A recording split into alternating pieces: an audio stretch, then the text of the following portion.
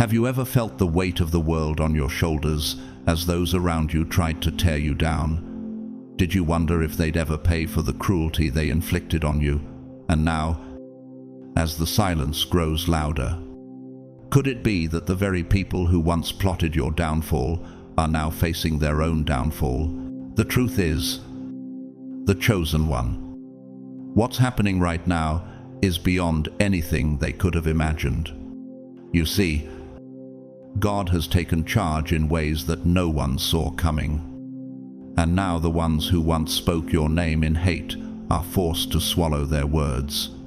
They've been legally commanded to stop, to stay silent, and to watch as you rise higher than ever before. The most shocking part? You didn't have to fight back your very existence. Your authenticity became the weapon that shattered their schemes. But why are they suddenly quiet? And what's about to happen next? Stick with me, because the shocking truth of their downfall is about to unfold, and you'll be left speechless when you see what happens next. Comment 777 if you feel the power of this divine intervention.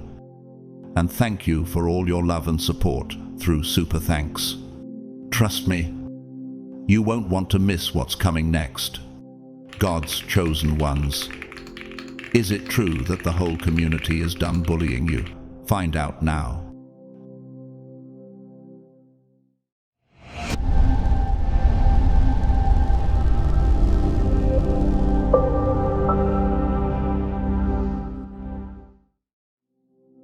Have you ever felt like a target, like someone placed a bullseye on your back?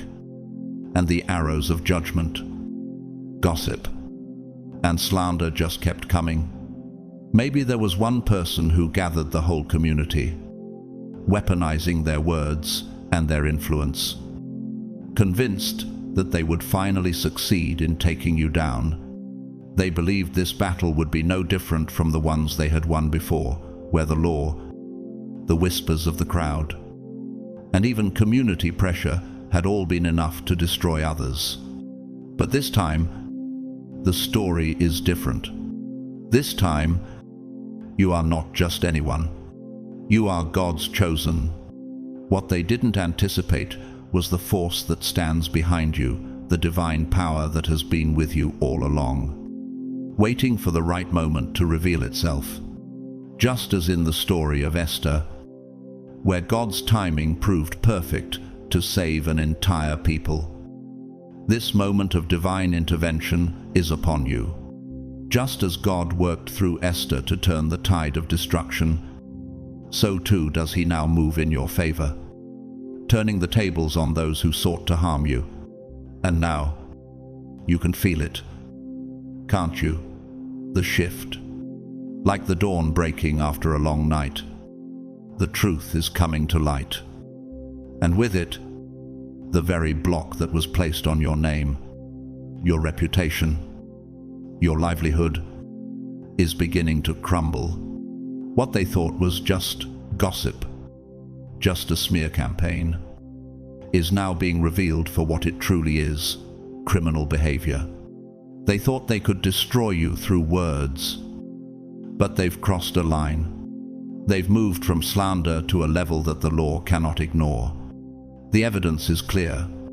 It is no longer just a matter of whispers and rumors now. It's a matter of legal action. Judges, courts, even the police are beginning to take this seriously. As it says in Proverbs 19:5, a false witness will not go unpunished, and whoever pours out lies will not go free. Those who sought to tear you down have now found themselves on the receiving end of the very justice they never thought would catch up with them. It's breathtaking how quickly things have shifted. One moment, they were confident in their victory. They had everyone fooled. But the next moment, they're standing alone with legal documents in hand, facing the consequences of their actions. The universe doesn't always work in slow motion. When divine justice is at play, it strikes swiftly, with the precision of an architect, building a cathedral, like the story of King Saul, who sought to destroy David but only set the stage for his own downfall. Those who sought to destroy you are now witnessing their own undoing. Every attempt they made to turn others against you has now become their downfall. Every business contact they tried to manipulate, every client they sought to steal from you, every relationship they poisoned, these are now testimonies in your favor. In trying to destroy you, they've unwittingly built the case for your vindication. The very actions they took to knock you down have become the proof of your strength, the evidence of your divine favor. And why is this happening now? Because of the authority you carry. It's a natural authority that flows from the abundance of God's grace in your life.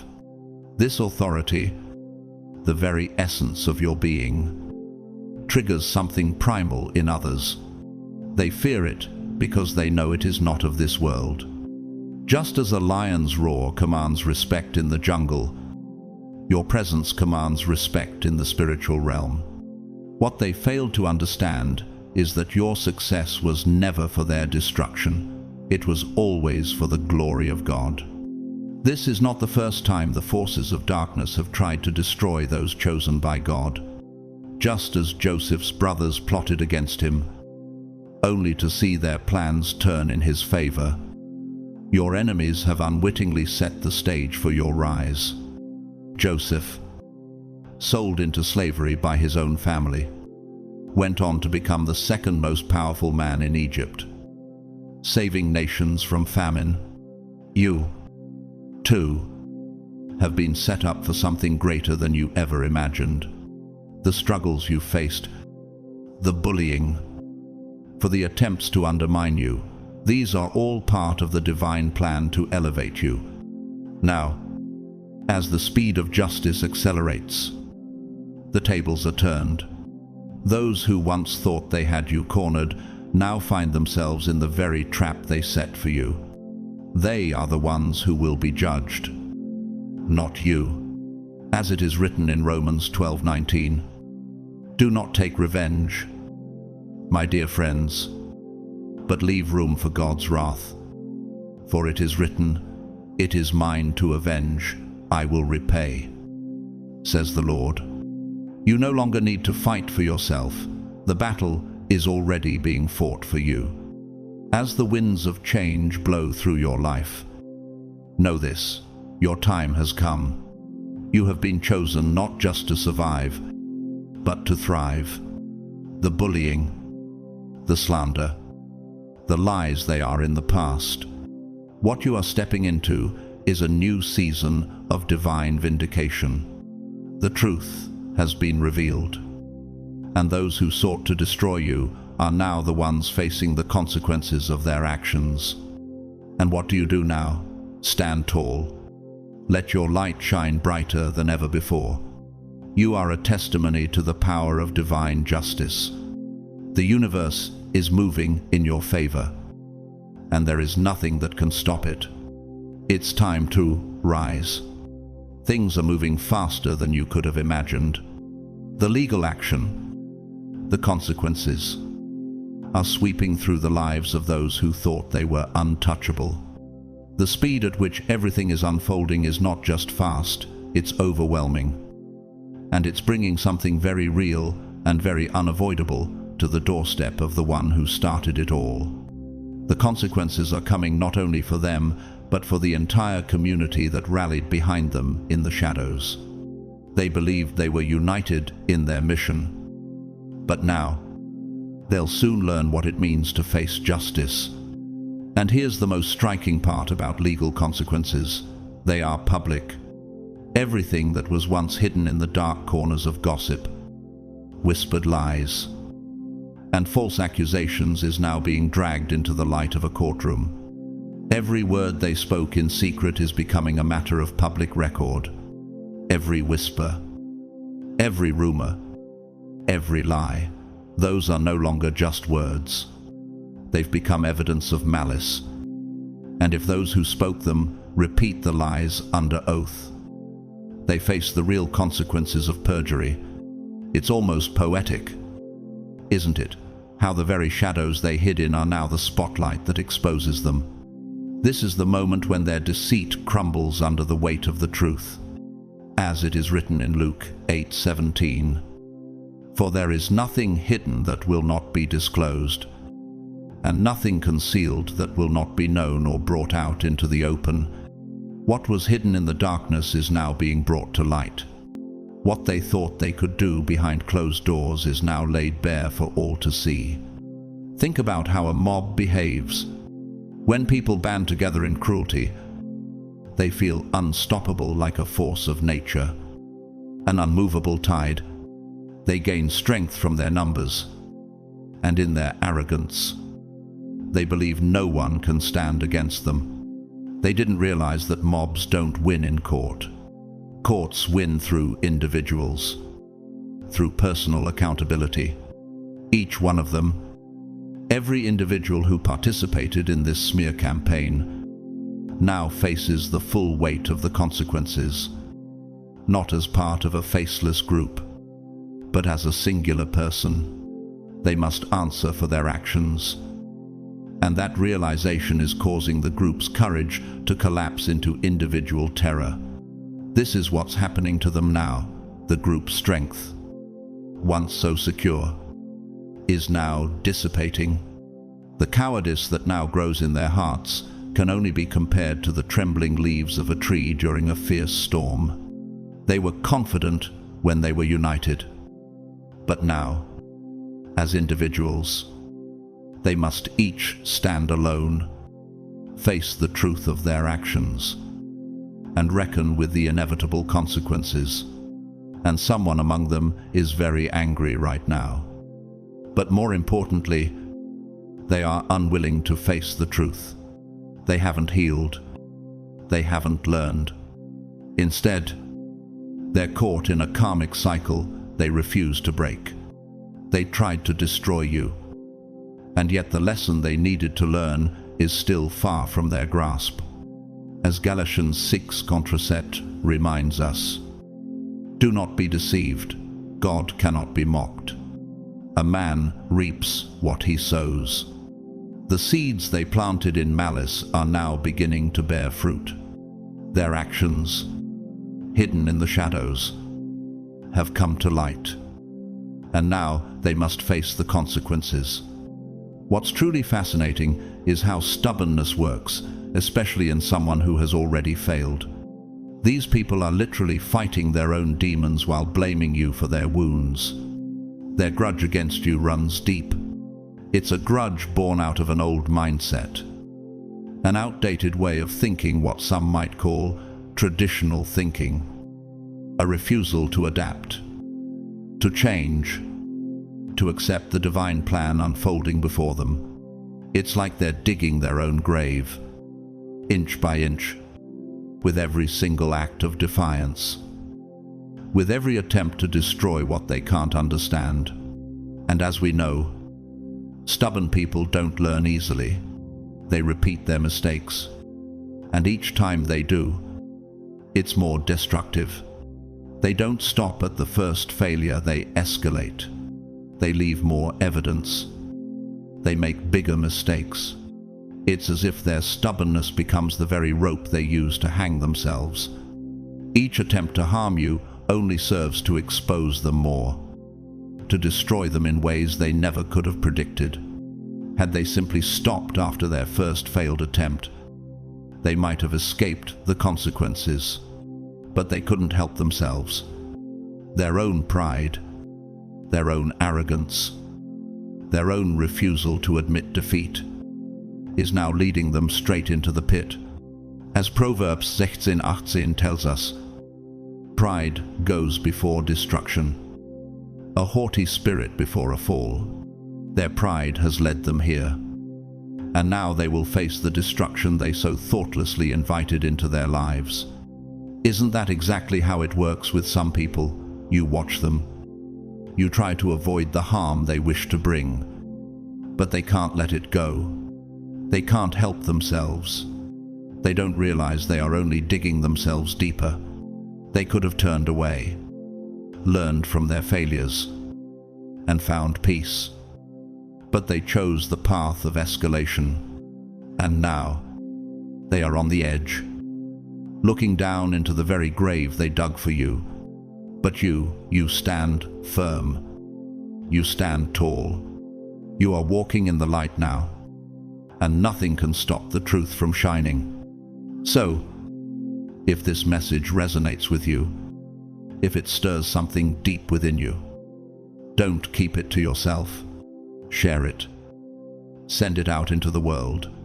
Help other chosen ones awaken to this truth. Someone from your past with outdated thinking, someone who could never understand you, keeps replaying these events over in their head. They've always been in competition with you, but it wasn't about anything superficial. It was about something deeper, something divine. And now, the time has come for their karmic lesson to unfold. Whether they are ready or not, it's time for the universe to balance the scales. This battle is over. The victory is yours. There is something about your purity, your connection to the divine that those around you simply cannot stand. It's as though your very essence, the light that shines within you, is a challenge to their existence. They've been trying to deny your connection to the divine. Whether you call it God, the universe, Allah, Source, or simply the divine, they've actively resisted acknowledging it.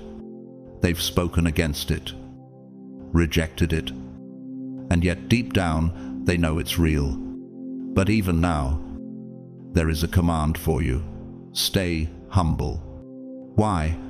It isn't because you don't deserve to celebrate or that justice shouldn't be acknowledged. You were right, they were wrong. You deserve to be recognized. But the victory you will see is not just about your elevation.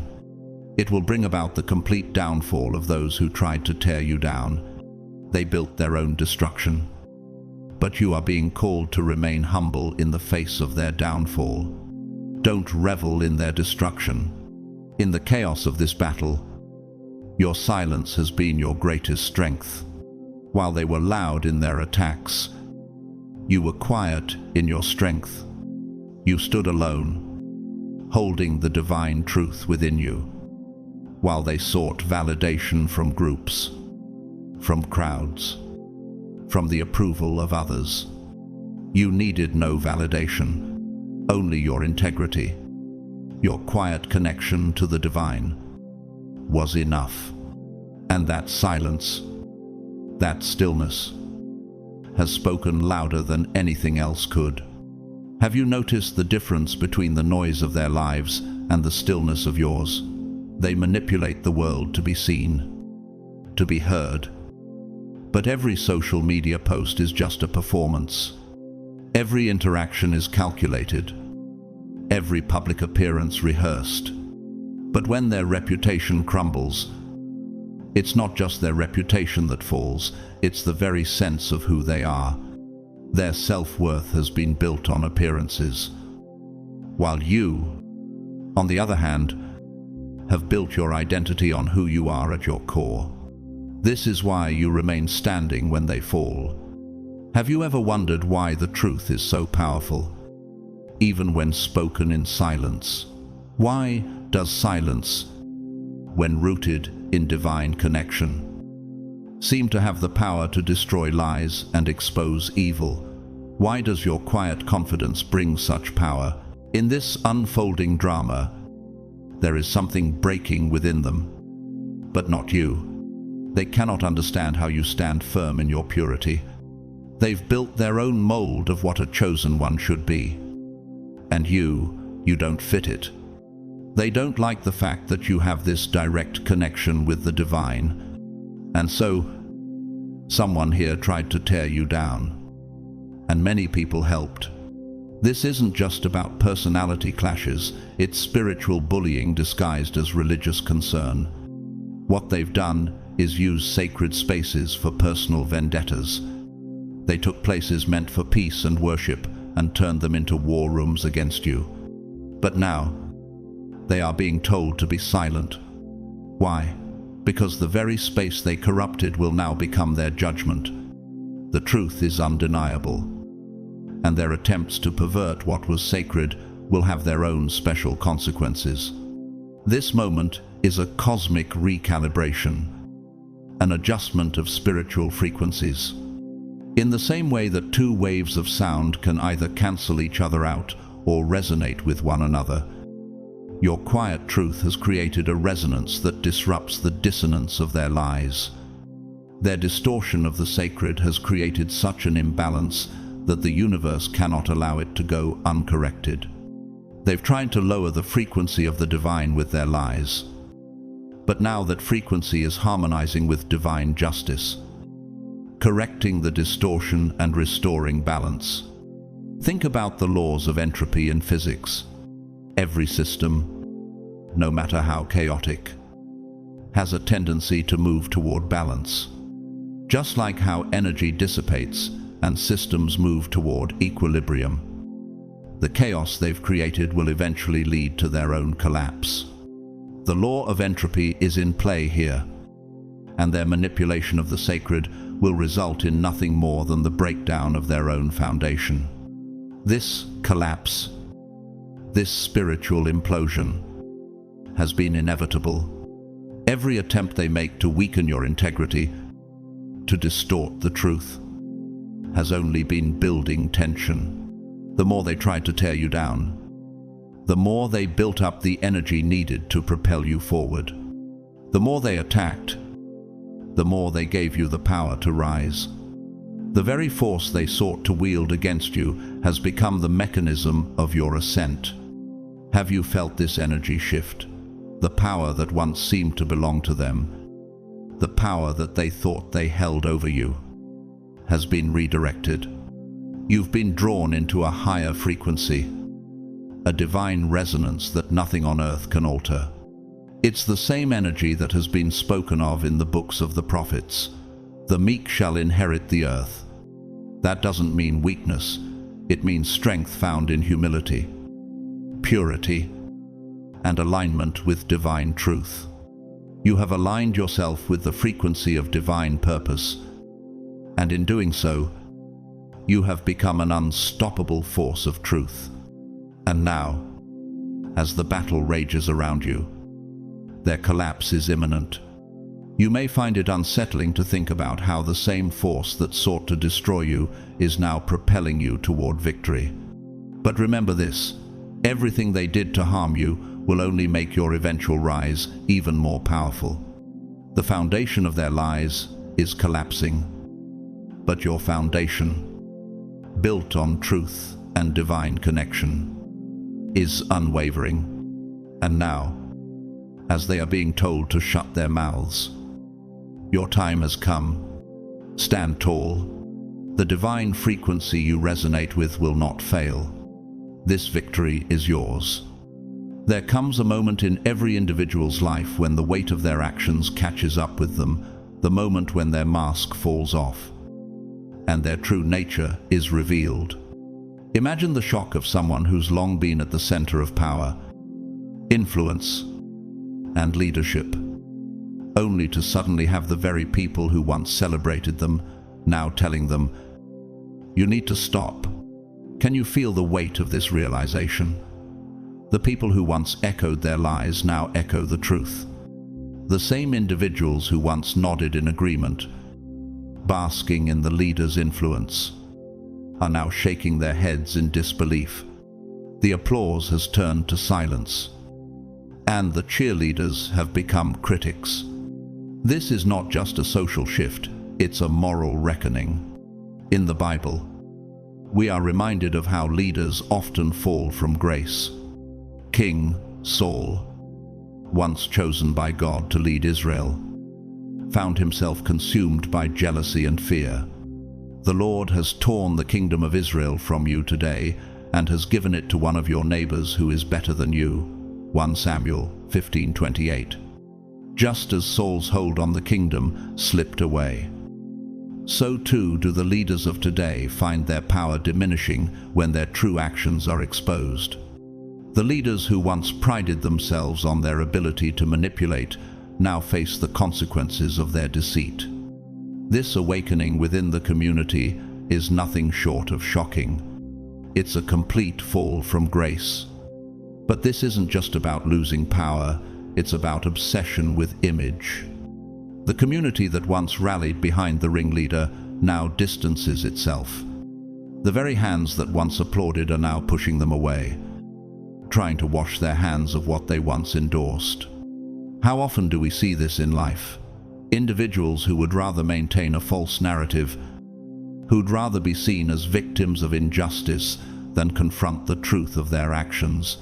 The leader in question is trying desperately to spin the story, to portray themselves as the persecuted party when, in truth, they were the ones doing the persecuting. Reflect on how difficult it can be for individuals to own up to their flaws.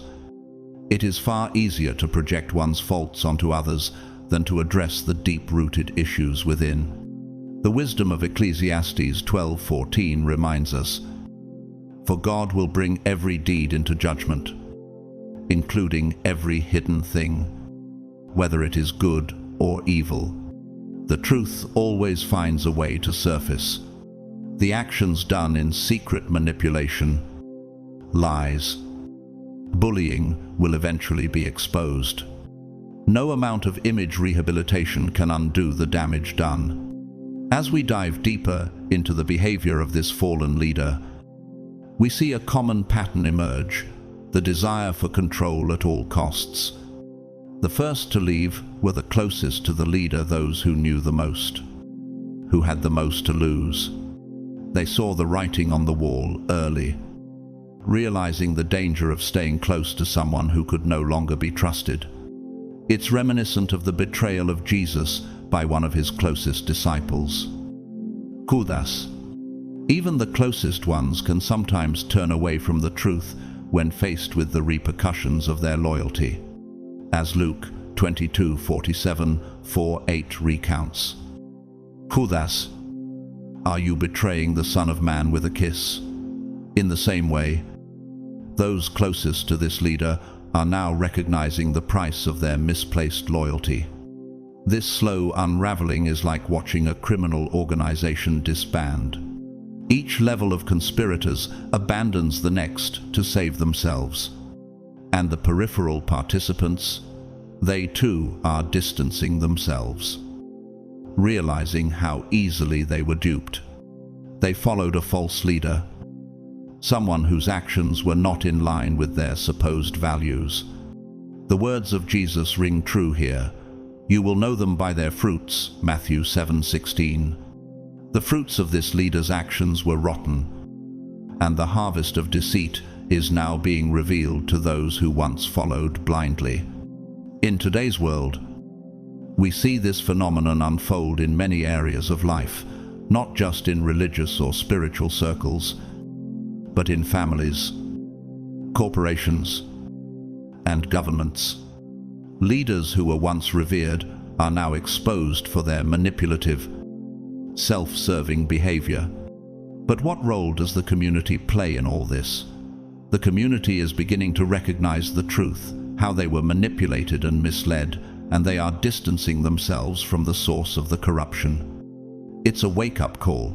The community now realizes its responsibility not to follow blindly, but to seek the truth and stand firm for what is right. But how should this leader respond? Will they continue to spin the narrative, to play the victim? Or will they face the truth and take responsibility for their actions?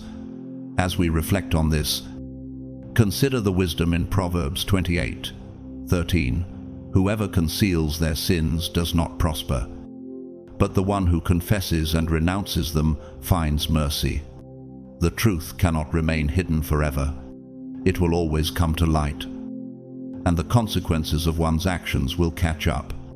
However, this story is not just a cautionary tale, it's a call to action.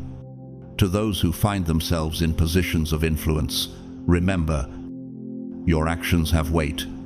You are not merely leading people, you are shaping lives. And to the community, stand firm in your values. Do not be swayed by those who seek to manipulate and control you. Let the truth guide you. In closing, I'm reminded of a poignant moment in Beethoven's Ode to Joy, a piece that celebrates the triumph of the human spirit. As the music swells, it reminds us that in the face of darkness, joy and truth will always prevail. Beethoven's words from this anthem of hope echo in our hearts. Joy, beautiful spark of divinity. The truth, like joy, cannot be silenced. It will rise, it will be heard, and it will set you free. This is your call to action. Stand for the truth. Speak it loudly, and let it guide you to the victory that is promised. Every accusation they flung at you unfolded like a confession written in invisible ink. The sins they named were the footprints of their own shame. The faults they assigned to you were the exact burdens they carried alone, where they proclaimed your spiritual emptiness. A deeper hollowness yawned open in them, where they painted you immoral. They had simply been tracing the shape of their own moral fracture. As the crowd watched, you stopped being the accused and became the mirror, a polished glass that reflected everything they had been trying to hide. Do not be overcome by evil, but overcome evil with good, the scripture warns. And now that mirror shows the remedy as well as the disease, Romans 12:21. And when light finally exposes what has been festering in the dark, no mask can survive the brilliance of truth. That is why jealousy, once hidden, now parades itself like a wound that refuses to heal. Have you felt the odd relief that comes when a storm finally rips shutters off a rotten house, when their lies peel back? The rotten beams are exposed. They wanted you planted like a tender seedling under a deliberate shade. But you refused the shadow. Your refusal exposed the gardener who had been planting thorns. Their envy has the look of a mangrove strangling a mangled sapling. What once clung to you for nutrients now knits itself to death. Pride goes before destruction, and a haughty spirit before a fall. Watch the slow cracking of their pedestal as every grain of the crowd's applause turns to gravel under their feet. Proverbs 16:18. And what is the value of applause when the very hands that clapped yesterday are now folded in judgment? This is how false glory collapses, not with a bang, but with a silence too loud to bear. Meet the architect of the setup, a relative who moved like a reed by the riverbank, silent, flexible, wrapping plans around your ankles while smiling with the sunlit face of kinship. Their design was elaborate, emotional traps, financial bait, legal snares. Every kind word was baited, every favor carried a ledger. When your heart did not tilt the way they expected, the scheme's machinery jammed, the stage collapsed mid-act. Now that relative is exposed, stuck like a parasitic mistletoe on the trunk of a great oak. Once hidden nourishment has become glaring rot. The Lord is near to the broken-hearted, and that nearness is the light that finds those who were set as scapegoats. Psalm 34:18. Their downfall is not an accident, but the natural harvest of their own seeds. For who can plant thorns and expect roses to bloom? Sooner or later, the soil reveals the truth of the planter. Inside your chest, an old question surfaces and rings. Was I meant only to be their screen? Another thought slices through the noise. What if their moralizing was the map to their own mapless greed? Each inner question invites the soul to linger, to listen, to wake. The community that once fed their false self now turns its face away. Admiration curdles into disgust. The supply that fueled their ego gossip. Attention. Fearful flattery has become the very famine that reduces them. Vengeance is not yours to execute. Scripture says, "And yet truth works as its own avenger when darkness is brought into daylight." Romans 12:19, "And is there not a certain poetic justice when those who once demanded center stage are left performing in an empty hall? Silence itself becomes their loudest audience." And that silence is deafening. There is an ecological cruelty in their method, like a lamprey latching onto a salmon. They leech, and then, when the host weakens, the lamprey cannot sustain itself. The collapse you witness is not mystical irony, it is a consequence made visible. The plan required you shamefaced, isolated, declared unfit, the motive, stripped clean of piety and false concern, was nothing more than naked greed. Another quiet line of scripture waits in the margin: "The truth will set you free." Because what is hidden cannot stay hidden when the community's light turns inward. John 8:32.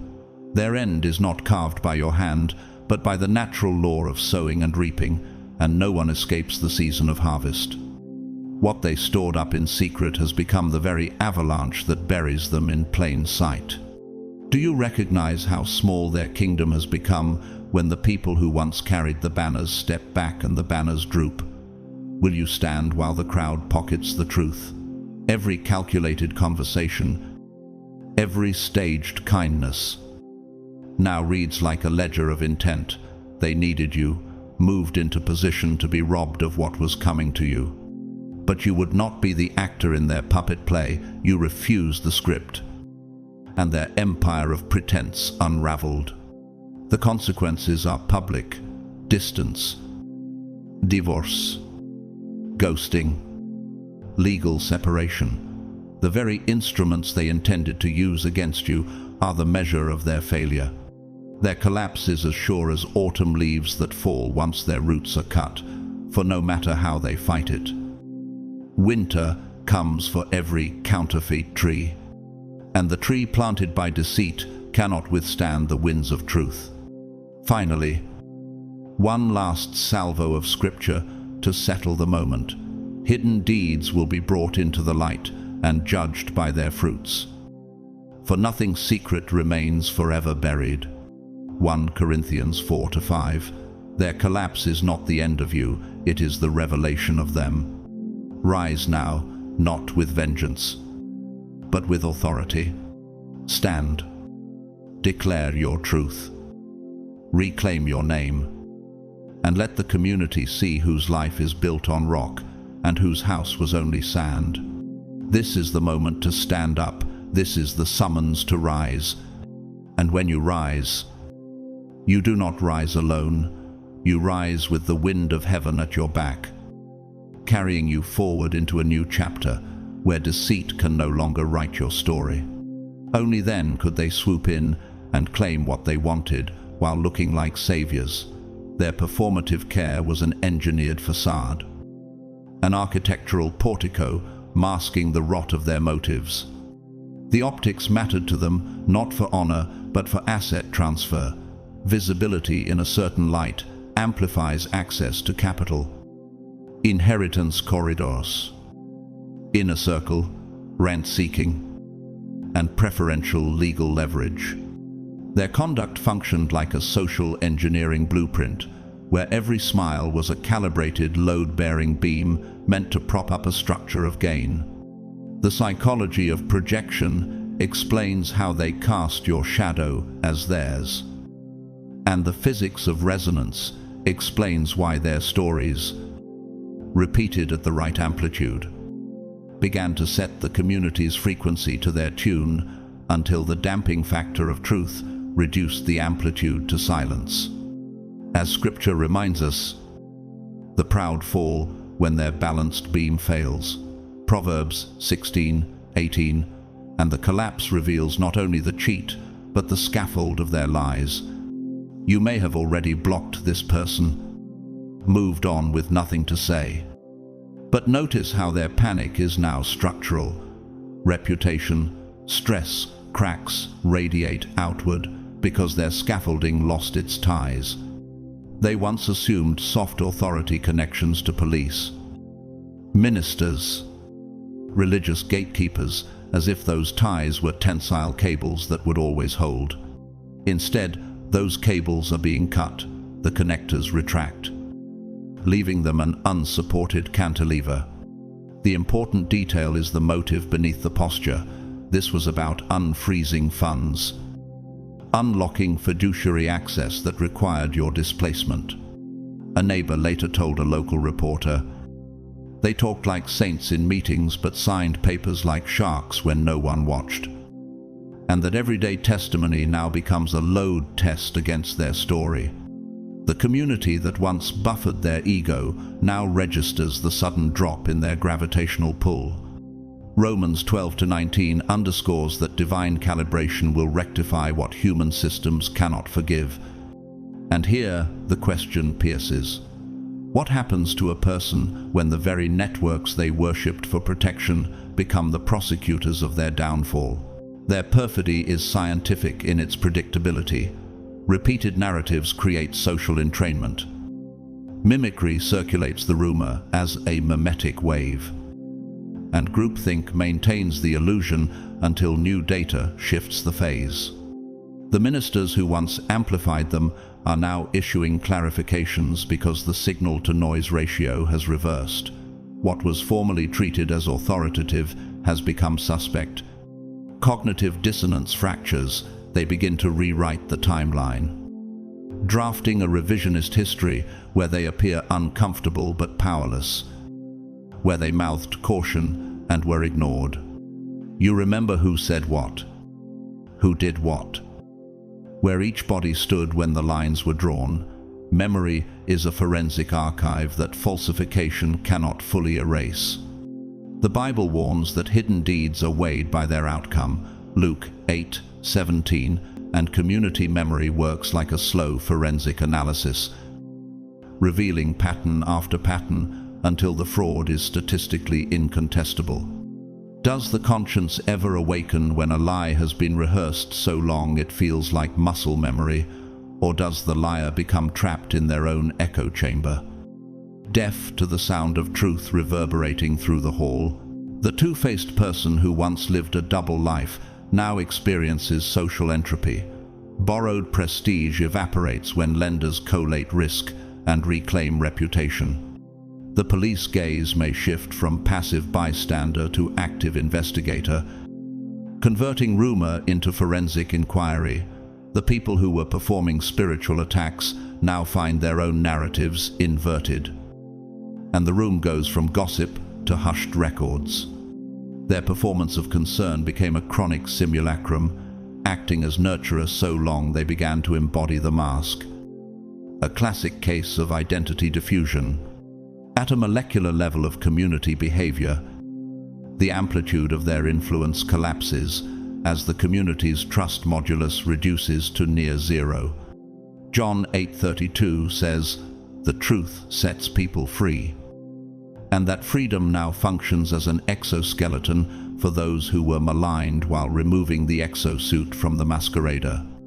Yet here rises another haunting inquiry. How many reputations in history were ruined not by enemies but by the implosion of their own false narratives? What they attempted to unfreeze an asset, an authority. A legal lever required you to be repositioned emotionally or legally. Every gesture toward you was a calculated talk. Every conversation, a lever arm intended to change your moment about the pivot of their scheme. When you did not rotate as they expected, the mechanism jammed. The stresses concentrated at the joints, and the whole mechanism sheared. The consequence is public, severed ties. Officials clarifying they were deceived. Community leaders distancing themselves, and a cascade of reputational asset write-downs. A local shopkeeper who quietly observed the family for years said, "They always smiled at my counter, but never tipped the kids. Now I see why they smiled so wide." And that ordinary observation becomes a datum in the larger socio-economic case against them. Matthew 10:26 reminds us, "Nothing covered will remain hidden. What is revealed alters the community's social ledger." And in your heart, you must ask, was their downfall inevitable from the beginning? Or was it accelerated by the very lies they told to shield themselves? They were delusional enough to believe their own script, a psychological symptom called cognitive capture, until the external audit of character exposed the bookkeeping error. Performance became the substitute for truth.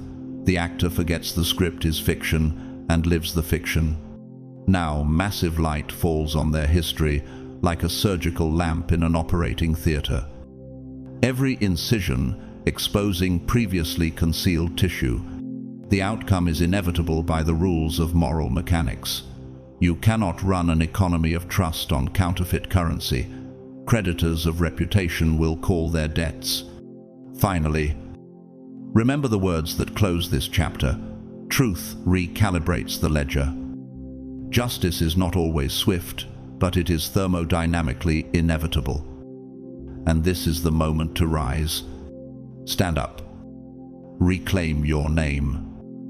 And let the community witness the architectural difference between a life built on rock and one merely veneered in gold leaf. Something about search history or documented history, but now those archives have become an architectural indictment. A governing body, lawyer, or investigator has unearthed a lattice of proof so dense it collapses the facade they refined for years.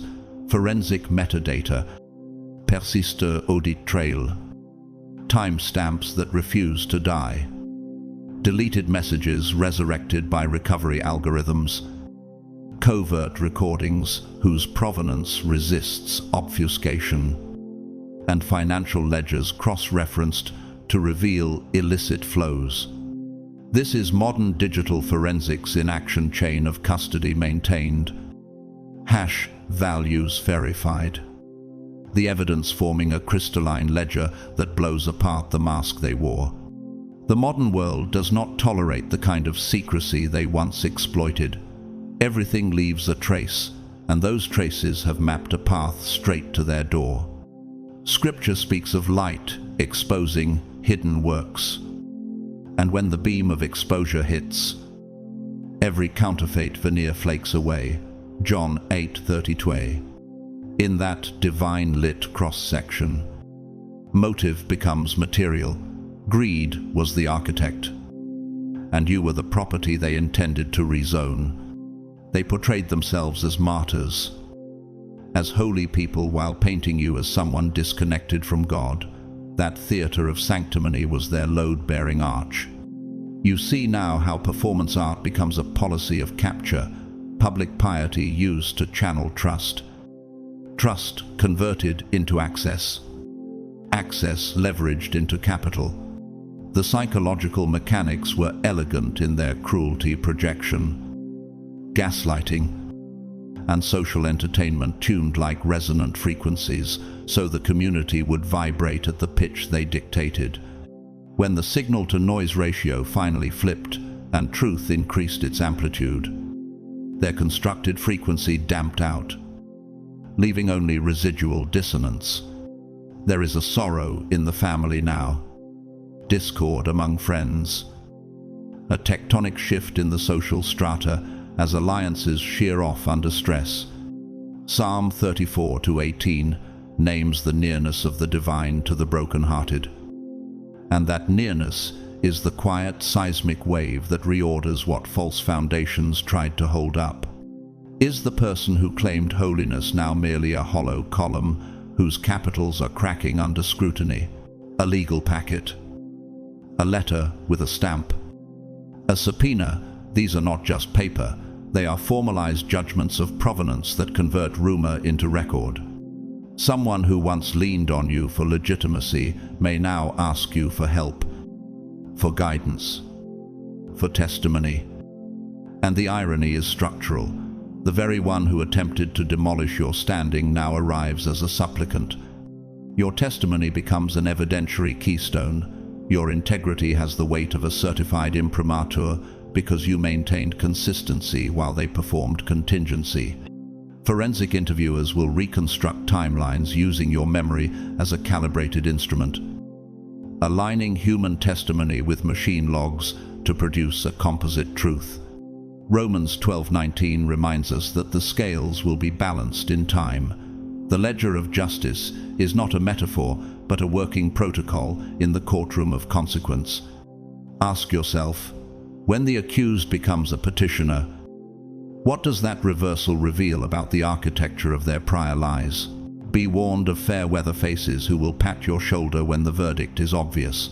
Those who whispered prayers while whispering poison will now seek association with your vindication. They will recast their earlier complicity into a narrative of regret, rewriting the dramaturgy to appear reluctant or deceived.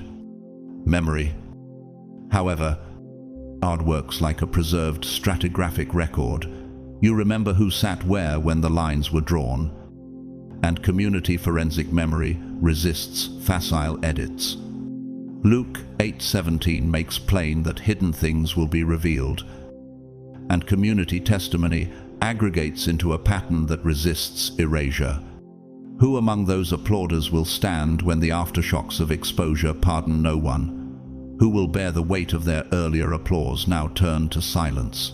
Technical processes have conspired to make secrecy brittle. Deleted files are not gone. Transactions carry immutable fingerprints. And network logs provide provenance chains that survive human intention. The legal apparatus now reads like a cathedral of checks, chain of custody, as sacrosanct as any ecclesial rite, where each verified artifact is a stained glass window showing a piece of the mosaic. In a sacred sonic parallel, recall the wrenching chorus in Bach's Saint Matthew Passion, where sorrow and revelation entwine. The music's counterpoint mirrors the court's counter-evidence, harmonies of admission and discordant confession.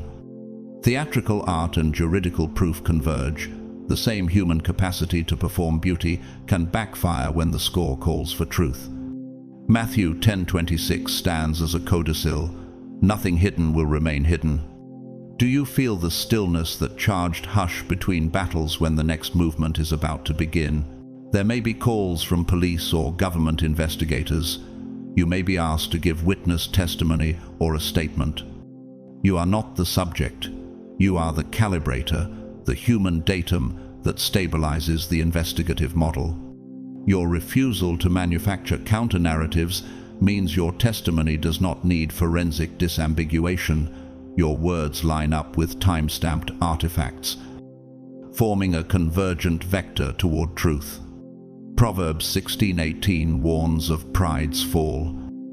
And now, the arrogance that sustained their posture is seen as the very talk that snapped their structure. What will you do when officials knock at your door? Stand silent, or lend your voice to the architecture of justice?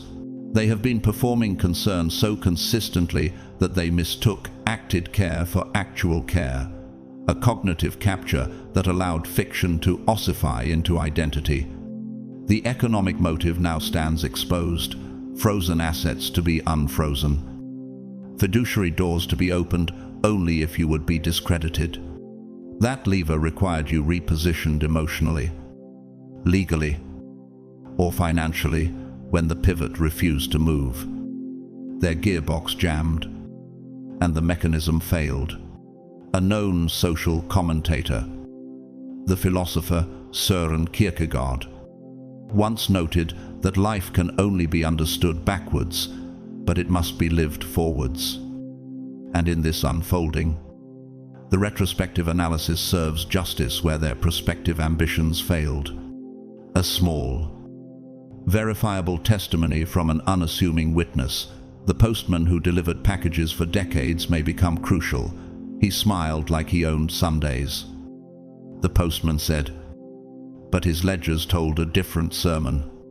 Ordinary observations become evidentiary data points in the forensic ledger, and the cumulative weight cannot be scoured away. Now listen to what victory looks like beyond courts and ledgers. It is multidimensional legal vindication, financial restoration, social recalibration, and a spiritual elevation you did not ask for, but were awarded anyway. You are promoted in realms they cannot see. Authority descends like an unseen keystone locking into place. The person they tried to isolate is the only one now embodying mercy, not because mercy is owed, but because strength chooses mercy. Forgiveness is optional, boundaries are sacred. This is not mere poetic consolation, it is a change in your social thermodynamics. An entropic rebalancing where disorder caused by their deception gives way to an ordered restoration of your name. John 8:32's liberation becomes the exoskeleton that allows you to move forward with new structural integrity. Will you accept the elevation and hold your lines? Or will you let the noise of opportunists deflect you from the still center? Stand up now. Let the community witness the difference between a life built on bedrock and one veneered in guilt. Claim the victory that has been set in stone, legal judgment affirmed. Financial restitution underway. Familial reconciliation on your terms. Spiritual authority unassailable. Rise with composure, not with vengeance. Let the architecture of truth and mercy be your public monument. In this cathedral of consequence, you are not merely vindicated, you are crowned in dimensions they cannot access. Rise and take the space that is rightfully yours. The physical victory they are witnessing is merely the visible tip of a colossal iceberg, its mass extending into realms unseen and eternal. This is the part they never grasped about attacking the chosen. Every false word leaves a digital and spiritual record. Every accusation becomes a structural load-bearing beam. In your case, every silent moment of your endurance was a resonance chamber, amplifying the divinity they swore you lacked. You did not need to fight because the architecture of heaven itself was logging each vibration, recording every action in its eternal ledger.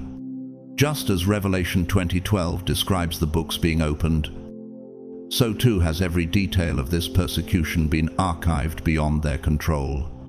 Does it not shake you to realize that the very silence they mistook for weakness was the calibration of a cosmic instrument waiting to strike its perfect chord? The universe's note-taking is meticulous. Every tear became a droplet of data stored in reservoirs of divine memory. Every whispered prayer, a frequency imprinted on the ether. Every gasp of despair, a wave encoded in eternity's spectrum. Now the accounts are being balanced with mathematical precision. Interest compounded beyond earthly comprehension. The payment for your pain is not symbolic, it is a transfer from their life force, a debit from their soul's bank.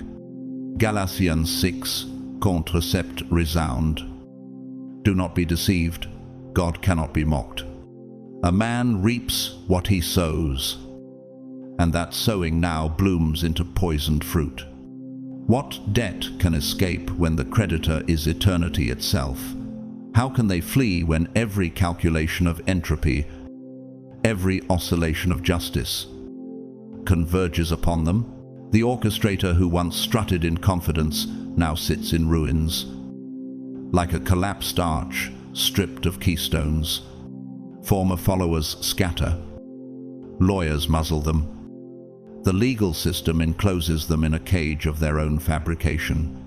Irony is sharp. The bars they welded for you have locked them in permanent isolation. Yet what is true isolation? It is not peaceful solitude like you found. It is the haunting silence of distrust. In the cruel physics of social vacuum, where 1,000 contacts yield no answer, Job 34:22 affirms that there is no deep shadow, no utter darkness where evildoers can hide, and their darkness is exposed. And within yourself, a question stirs. Is there any torment harsher than being surrounded by people who know your name but will not speak it? The consequences stretch further than legal verdicts. They weaponized sacred things, turning prayer into poison, all community into mob, worship into currency. They committed what spiritual jurisprudence calls unquantifiable crimes, actions whose resonance cannot be measured by earthly courts. In the cathedral of spiritual law, there is no plea bargain, no early release, no statute of limitations. Ecclesiastes 12:14 declares that God will bring every deed into judgment, including every hidden thing. Their soul has written checks against eternity that no earthly fortune can redeem. And here comes a haunting reflection. If law can jail the body, what system can pardon the soul when it has pledged itself to corruption? Your light was bait in a divine trap, burning like a quantum flame that drew every moth with fragile wings. Your authenticity became the catalyst in the laboratory of souls, exposing counterfeits through spectral contrast. You were the test point in an experiment where character was the observable variable. Romans 8:18 consoles that our present sufferings are not worth comparing with the glory that will be revealed in us. And that glory is surfacing now. A neighbor once said quietly, after witnessing your endurance, "I realized their cruelty revealed your strength. I would have collapsed where you stood." Simple words from an ordinary man, yet more powerful than the speeches of leaders. Do you realize how your steadfastness has become the seismic event that shook hidden sickness into the open? Now, let us unfold what sevenfold restoration really means. It is not mere quantity, but refined quality, finances purified like gold through smelting, opportunities expanded like bridges reinforced with steel, relationships recalibrated into stronger resonant bonds. Everything they tried to strip from you has been refined in heaven's foundry and returned as a superior model. Genesis 50-20 speaks of Joseph's enemies. You meant evil against me, but God meant it for good. And so your suffering has prevented worse suffering. Ask yourself, how many children are safe today because you stood? How many vulnerable ones avoided their net because your endurance became their warning? You have been the lightning rod grounding the destructive energy that might have raised others. Yet healing does not require you to be their therapist. Forgiveness remains sacred, but not owed. Repentance is their work, not your labor. Your only task now is ascension. Philippians 3:14 speaks, I press on toward the goal to win the prize for which God has called me heavenward. Your separations are purposeful, your bridges burned into monuments of wisdom. And as you rise, understand this elevation is multidimensional. Authority is being granted in both visible and invisible realms. Frequencies shifting when you speak, energies aligning when you move, powers activating when you decide. Does it not pierce them now? This silence, not from lawyers, but from terror as they watch the very prophecy of your elevation manifest before their eyes. So stand up. Rise with the strength of one crowned, not by men, but by eternity. Take the seat they pretended to hold. Wield the influence they counterfeited. Manifest the abundance they swore you could not have. Your victory is no longer personal, it is architectural, spanning from the courtroom of earth to the throne room of heaven. This is not just vindication, this is coronation. Every door that opens for you is not just an opportunity, but a cosmic decree. And with each hinge swinging wide for your feet, another slams shut behind your enemies with a sound that echoes into eternity. They are forced to watch your rise with the haunting realization that it was their very attempt to pull you down that carved the staircase beneath your feet. That knowledge gnaws at them with the relentlessness of gravity, inescapable and constant. The money they coveted flows into your hands like rivers redirected by divine hydraulics. The respect they craved but could never sustain now crowns you in public arenas. The spiritual authority they performed like actors on a stage. You embody with the permanence of stone laid in the foundation of a cathedral. Isaiah 54:17 resounds, "No weapon formed against you shall prosper." And the spectacle of your flourishing is the undeniable evidence of that promise. Do you feel the irony how every plot they wove became the fabric of your robe of honor? Every single thing they tried to steal or block is being handed back to you with legal signatures, heavenly seals, and public recognition. This is what divine delivery looks like, not fragile parcels but eternal contracts, guarded by unseen sentinels. What has been decreed for your name cannot be revoked by human courts, and what has been sealed in heaven's architecture cannot be transferred to counterfeit heirs. Psalm 37:25 whispers, "Assurance, I have never seen the righteous forsaken, nor their children begging for bread." And if divine decrees stand immovable, who dares to reach again for what is fortified by eternal walls? Yet inside the quiet of your own heart comes the piercing question, how many blessings were delayed? Not because you were unworthy, but because the timing had to prove your enemies false. They can watch, they can wish, but they cannot touch. You have been lifted to a realm permanently beyond their reach, as if placed upon a balcony of heaven's palace where no ladder of envy can climb. Theologians describe this as transcendence, but in physics, it feels like resonance, your frequency elevated above interference. Immune to distortion. Romans 8:31 declares, "If God is for us, who can be against us?" That single verse reverberates like a bell struck in a cathedral, shaking the illusions of those who thought they held power over you. And here, another inner question rises. What does it mean for your spirit to vibrate at a frequency they cannot hear? If to speak in a register their souls cannot decode?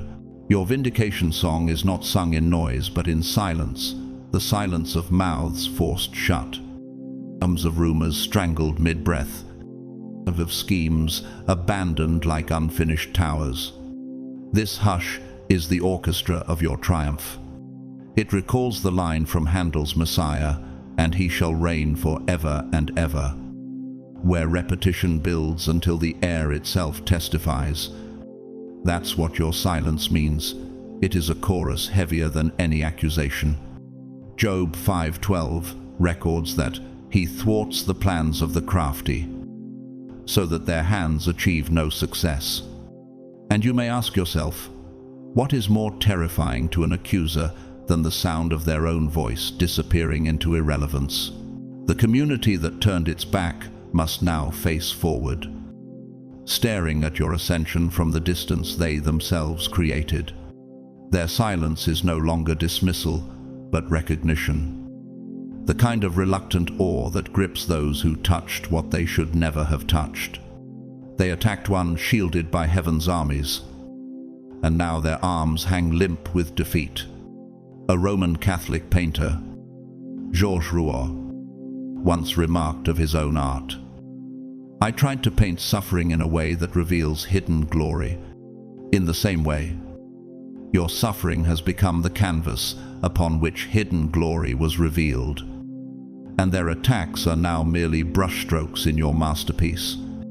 Exodus 19:2-19 promises, "The Lord will fight for you, you need only to be still." And indeed, your stillness was your fiercest weapon. Could it be that your refusal to fight on their level was the very proof of the authority they faked? The law has spoken. The universe has answered. And heaven has stamped your elevation with seals that no hand can pry open. They stand in disbelief as you take the very ground they declared forbidden, crowned with the influence they pretended to hold. You are no longer standing merely vindicated, you are enthroned in spiritual authority, commanding respect in realms visible and invisible. 2 Corinthians 2:14 confirms, "Thanks be to God, who always leads us in triumph in Christ." This is not survival, this is coronation. Rise now, chosen one. Stand where you were always meant to stand, with the keys of unseen doors in your hands and the crown of authentic authority on your head, above their reach, beyond their touch, and rising into heights they can only strain their necks to glimpse. Your ascension becomes their torment, and your vindication becomes their humiliation. Their forced silence is no emptiness, it is the sound of a stadium erupting. A standing ovation, not with claps, but with shut mouths that once hurled curses. Their legal consequences are the visible edge of your divine vindication, proof that heaven and earth together judged their schemes. Their crumbling alliances are a parable in motion.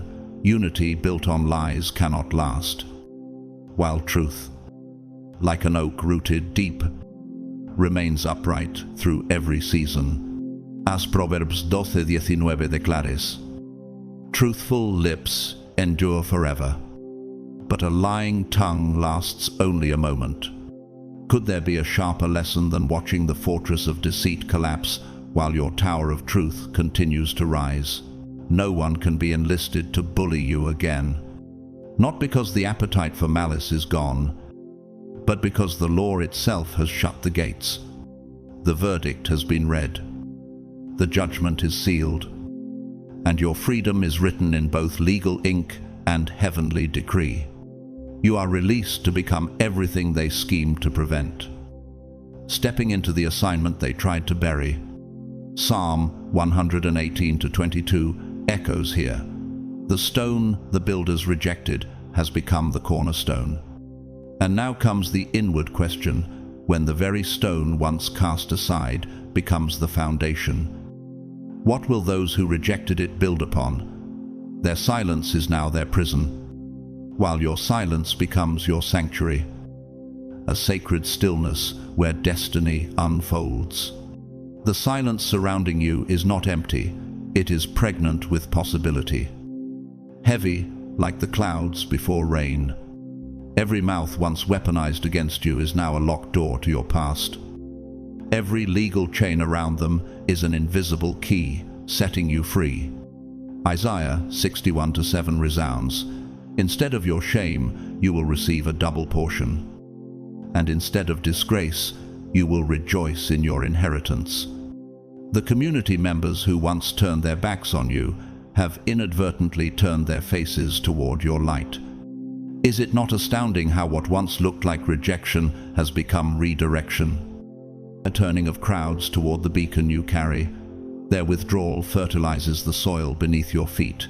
Their silence becomes the compost from which your influence blossoms, like a wildflower breaking through stone. You did not persuade them into this revelation. The truth itself, unchanging and undeniable, became the advocate while you simply rose higher. Their accusations scattered like chaff in the wind, while your name stood like wheat with weight and worth. Romans 8:31 speaks, "If God is for us, who can be against us?" The answer, evident in their defeated posture, is no one. Yet in your heart another question stirs. Is victory truly about defeating enemies? Or is it about becoming whole in the sight of heaven? This is not the hour of revenge, but of revelation. Not the season of retaliation, but of restoration. Not a moment of pride, but of profound purpose. The entire community that once united to bury you has become, without knowing, the foundation upon which your empire rises.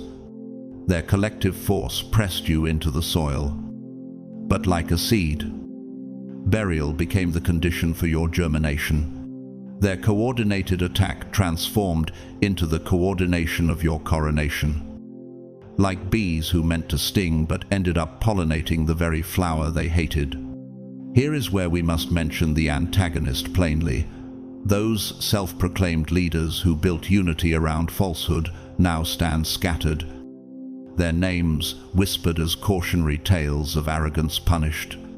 The consequence is not merely legal ruin, but social erosion. The river of trust has shifted its course, leaving them stranded on a dry bed. Job 5:12 confirms, "He thwarts the plans of the crafty, so that their hands achieve no success." And now, the inward reflection pierces. How many others will remember their story not as glory, but as a warning etched in shame? As you stand in this moment of undeniable vindication, never forget, you were chosen before their rejection. You remain chosen after their rejection, and you will be chosen long after their rejection has been reduced to a parable. Parents tell their children to warn them about the cost of envy. Ephesians 1:4 assure us. He chose us in him before the foundation of the world. That is the truth they could never erase. So rise. Chosen one, rise with authority. Rise with calm fire. Rise with the weight of heaven behind you. Let your life itself be the answer. Your very existence. The sermon. Your victories. The psalm that silences accusers. Stand up and walk into the destiny they swore you could not hold. Because the crown was never theirs to wear, it was always yours. Their silence is not merely punishment, it is an engineered aperture, a cleared stage that grants you permission to speak your truth unopposed, to occupy purpose without obstruction, and to ascend into destiny with no further impediment. Imagine the social architecture they raised: scaffolding of rumor, load-bearing columns of accusation, a facade of consensus propped by political talk. That engineered edifice was intended to collapse you, yet instead it has become the foundation for your elevation. The very keystones they placed to pin you down now lock into place beneath your feet and form your platform. Psalm 46:10 rings like a still chamber in that moment. Be still and know that I am God. And the stillness imposed by their silence becomes the calibrating pause before your ascent.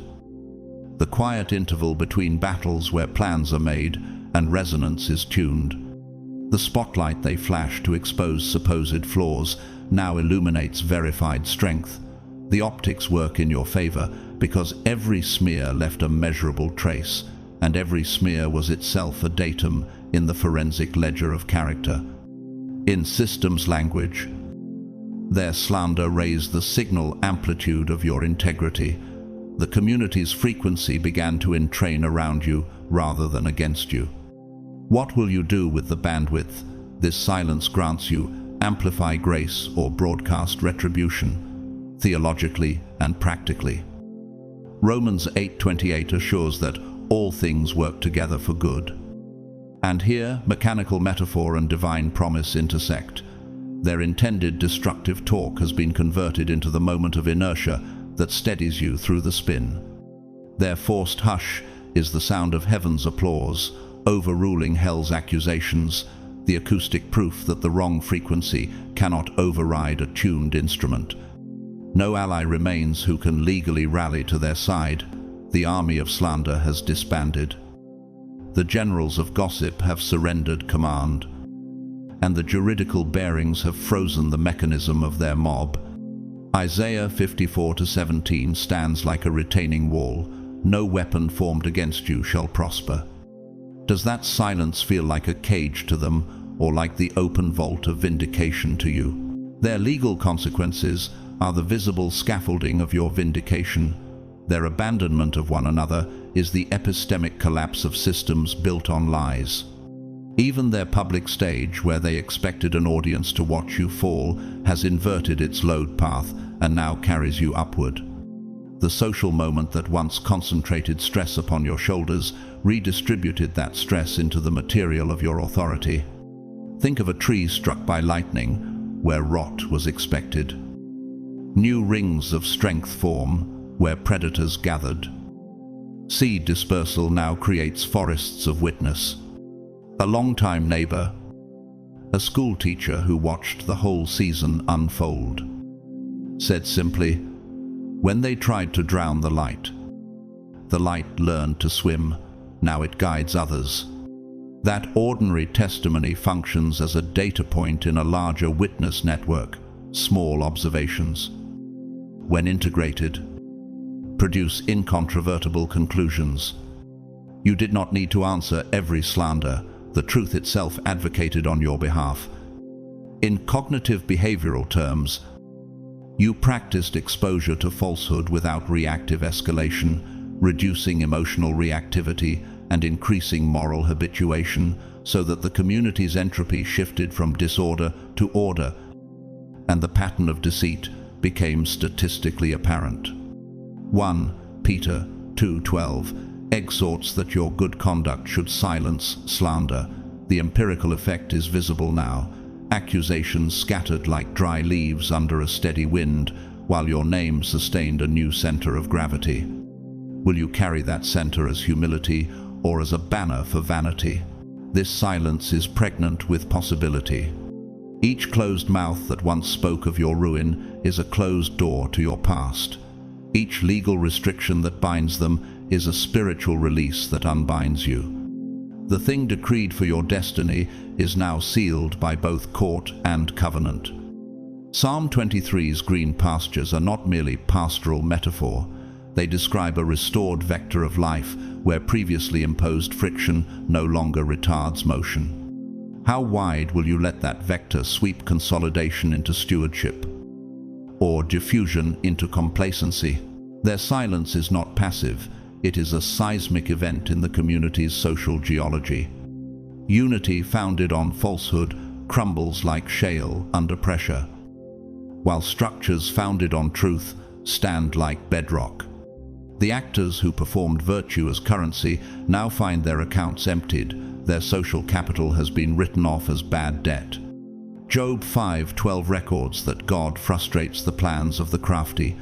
One by one, the supporting beams of conspiracy have sheared, leaving them suspended in a social vacuum. What will the world remember of them, their brief applause, or the enduring lesson that integrity endures? Now, in this calibrated quiet, you have a rare window to reclaim narrative, to cement restorative systems, to enact stewardship and build institutions that will not be prone to the same collapse. The stage that was designed as a scaffold for your fall is now the podium for your coronation. Each accusation turned evidence. Each falsehood rerouted into a proof point of your character. The community that once united in mob logic has unwittingly become the construction crew of your ascendancy. Every shove intended to bury you pushed you into richer soil. The silence that seemed like absence has been the womb of your rise. The hush is not absence, but creative pause. Stand now.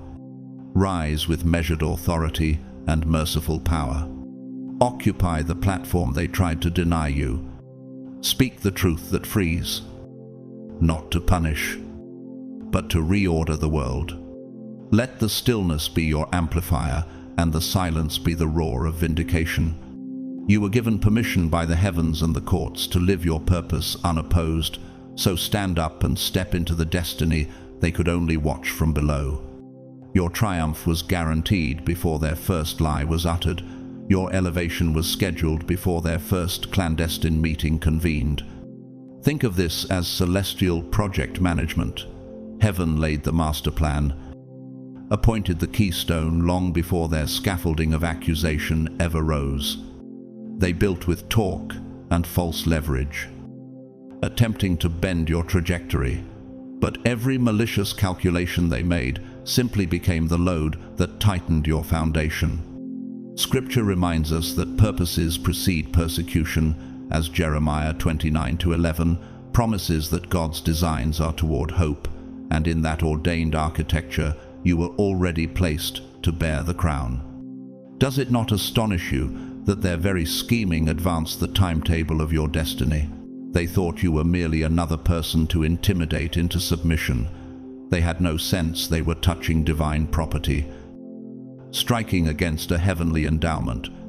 Your path was not accidental but calibrated. The universe logged each vibration of injustice as a datum in an eternal ledger, encoding each tear and every whispered prayer into a frequency that destiny would later amplify. Psalm 23's green pastures and restored paths are not metaphor only, but descriptors of a corrected vector, your life redirected into fuller purpose. When their attacks created entropy in your world, a higher order process began to reorder that chaos into a more resilient, ordered system. What does it mean for your life to be an engineered solution where their sabotage served as the algorithm cleaning noise from the signal? Now the recognition of who you are is public and unavoidable. They discover, and then everyone discovers, that they struck at heaven's investment and not at a common life. The sweetest victory is not merely the external proof, but the collective acknowledgement that you are chosen, protected, and appointed. Romans 8:28 hums like a confirmation tone. What was meant for harm is being converted into good. Have you noticed how the social frequency shifts when truth is allowed to resonate unchecked? Their silence becomes a resonance chamber for your vindication. Their shame glows back as a testimony of your steadiness. A quietly offered testimony from a small-town choir director, a person who watched the seasons of your life, captures the simple economy of witness. I saw a quiet that was not defeat, but preparation. It readied them to receive what was already theirs. Ordinary witnesses, when integrated like nodes in a network, create an incontrovertible map of truth. Add to that the sacred chords of Fare's Requiem, where consolation and quiet victory fold into each other. The music's hush resembles the hush that crowns you now, not empty silence, but the score of vindication. This is not revenge, it is coronation. They cannot touch what is sealed to your name. Legal decrees and heavenly seals converge to make the transfer irreversible. Isaiah 54:17 affirms the legal spiritual barrier. No weapon raised shall prosper. Your elevation is both vector and volume. The scope of your influence increases while the noise of their accusations diminishes. Will you steward this elevation as service or perform it as spectacle? Stand now. Rise into the office they tried to steal. Take the authority that was drafted for you before the first smear. Walk into a destiny they can only watch from below. And let their forced silence be the standing ovation that confirms what heaven already knew. They thought the bullying would break you.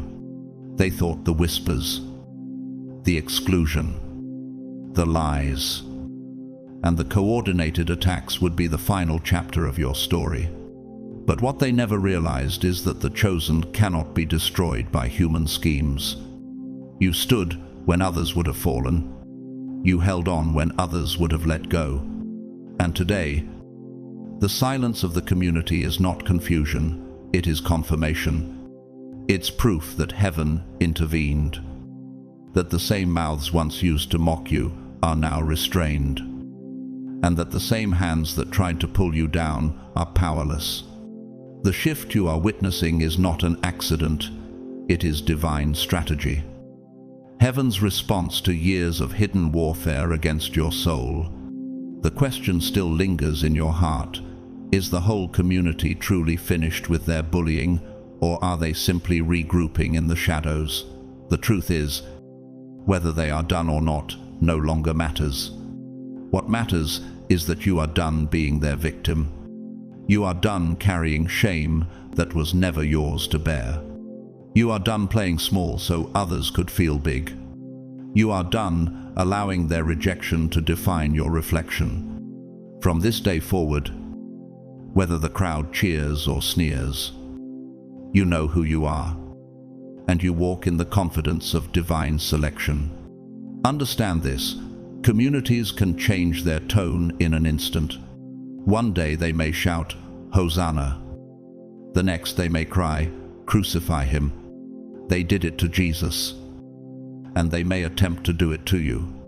But the outcome for you is already different, because his resurrection power is resting on you. What they buried in shame, God raises in glory. What they meant for evil, God turns into good. And while they are forced to choke on their own silence, you are breathing freely, stepping into destiny with no leash on your soul. If their bullying truly has ended, then give thanks. But do not forget the lessons.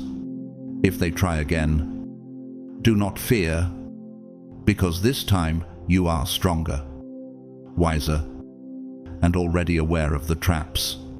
Remember, the real victory is not that they stopped bullying, it's that you stopped being controlled by it. Their power is gone, their narrative is shattered, and their ability to hold you hostage has expired. Chosen ones, this entire ordeal has become your testimony. What was meant to humiliate you has turned into the very evidence of God's favor. And now, while they whisper in corners, you shine on platforms. While they retreat into shame, you advance into purpose. Their silence is your victory song, and your rise is the sermon their hearts cannot ignore. This is the moment where you decide, will you stay in the pain of yesterday, or will you step boldly into the promise of tomorrow? Will you continue to replay the bullying, or will you declare once and for all that the cycle is over?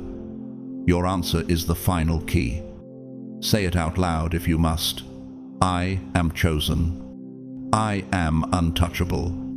I am rising higher than before, because your words carry weight, and heaven listens when you declare your identity. And now, to all of you watching this message, if it resonated with your spirit, I invite you to be part of this journey. Like this video if you felt the breakthrough. Share it with someone who needs to hear that they are not alone in their battles. Drop a comment below, even if it's just typing 777 as a sign of alignment, so we know you are standing strong with the chosen. And of course, subscribe if you haven't yet, because this channel is not just a channel, it is a community where chosen ones gather, heal, and rise together. To those who have supported, super thanks. Your generosity does not go unnoticed. It helps keep these messages alive and reaches thousands who need encouragement. And to those who haven't, know this: you are still valued, still honored, still part of this journey. Your presence here, your listening ear, to your open heart, that is already a gift. As we close, I want to speak a blessing over you. May you walk into a new season where bullying no longer defines you, where silence no longer intimidates you, and where community no longer controls you. May every trap set against you turn into a testimony in your favor. May you rise higher than the lies, shine brighter than the rejection, and prosper in every area where they wished for your downfall. May your steps be guided, your heart be guarded, and your future be secured. And may you always know, beyond a shadow of doubt, that you are chosen, loved, and unstoppable.